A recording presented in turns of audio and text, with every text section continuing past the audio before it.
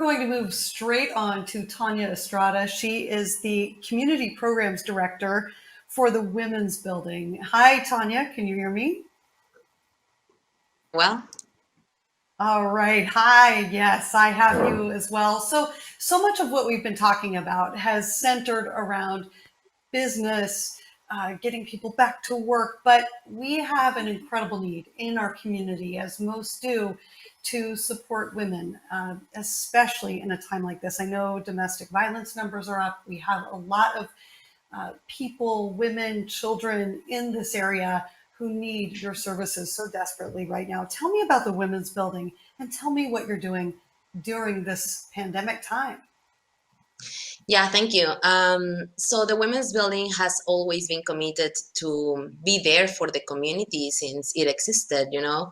So I think it's really hard right now for the community to get connected to our services and to the world in general because they don't have a place where they feel that connection, where they can get that assistance and where they feel safe. So it's been really challenging for many of our community members to to be served in different areas that they need help. And this is communities, of color, undocumented immigrants, minors, victims of domestic violence or trafficking that we work every day with. That during this pandemic, it's been very challenging to continue our daily work with them. What are you able to do? I know that the building itself is closed down. What are you able to do with the community right now?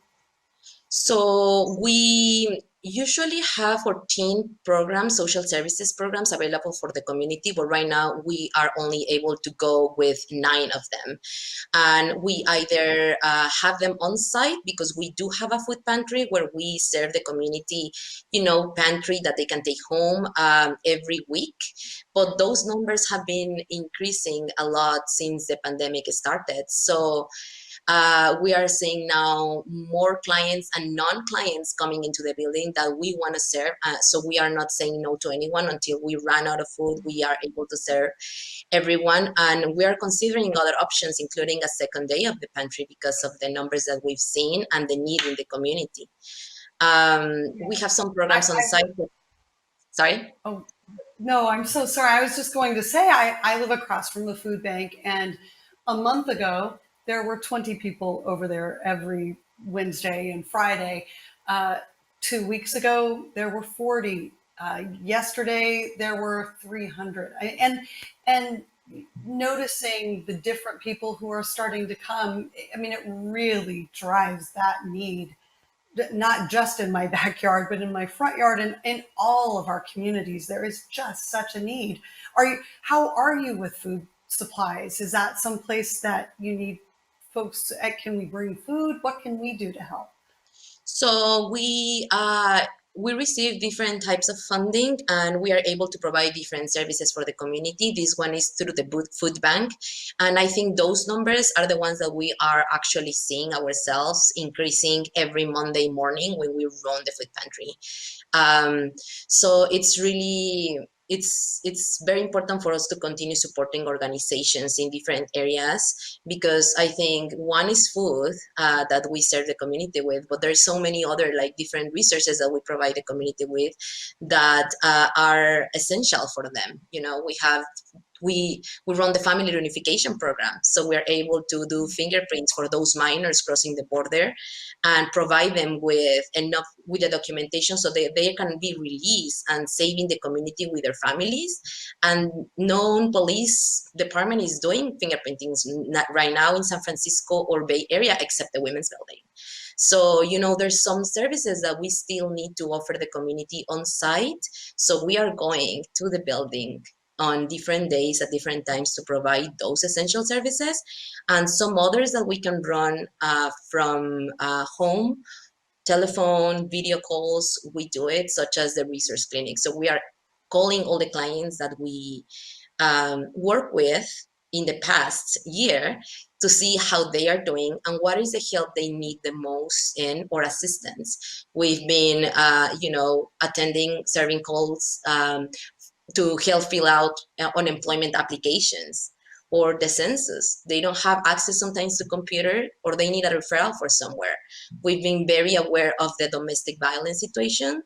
So calls haven't been increased at much or as we thought they were going to be, because the reality is that it's very difficult to, when living a domestic violence situation, to do a call from home. So the fact that we are calling, I think, alleviates some of that burden, because even though women cannot call, sometimes they are able to know that we are there for them whenever they want to call back.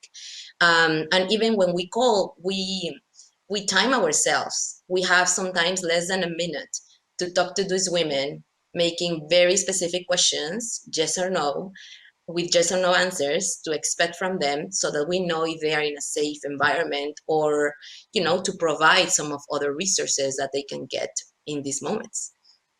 I just read a news report that said Uber is offering free rides to women and children fleeing domestic violence situations.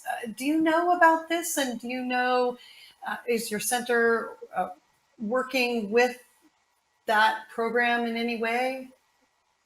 No, right now I didn't know about that. I think it's really good to know. We also has and host other in-house organizations within our building that work with domestic violence, such as San Francisco Women Against Rape or Cooperative Restraining Order Clinic.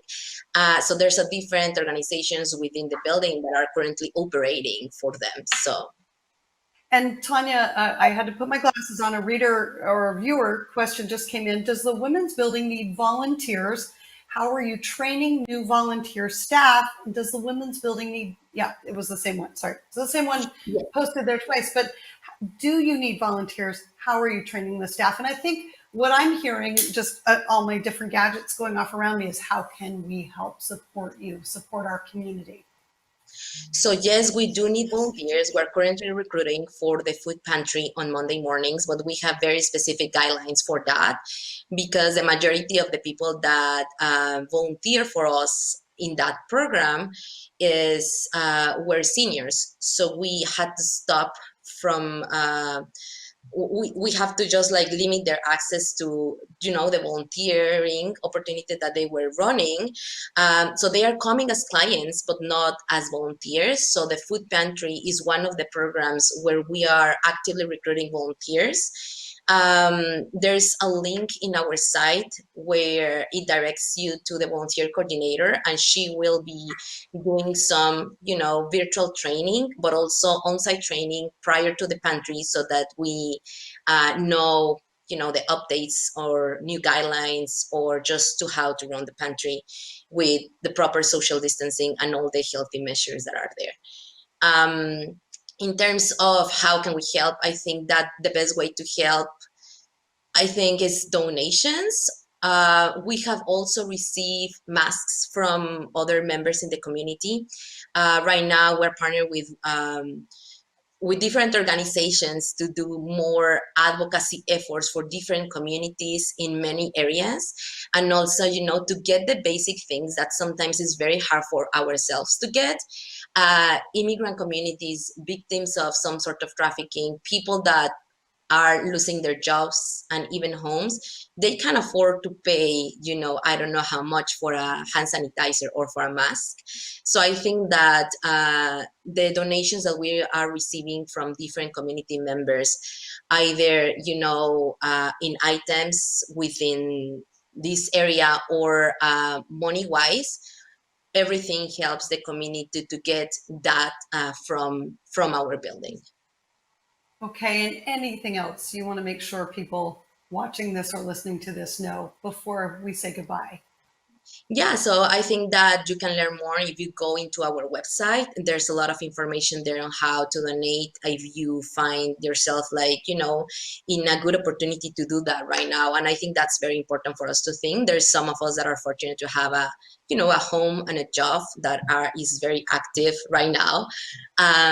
But there's many people that is needed our help to in this pandemic most than any other time in the year, I guess, to help them with. So I think that if anyone else like is willing to put that like into into some of these efforts, just like log into our website, donate, or contact us for more information, and we'll move forward with that.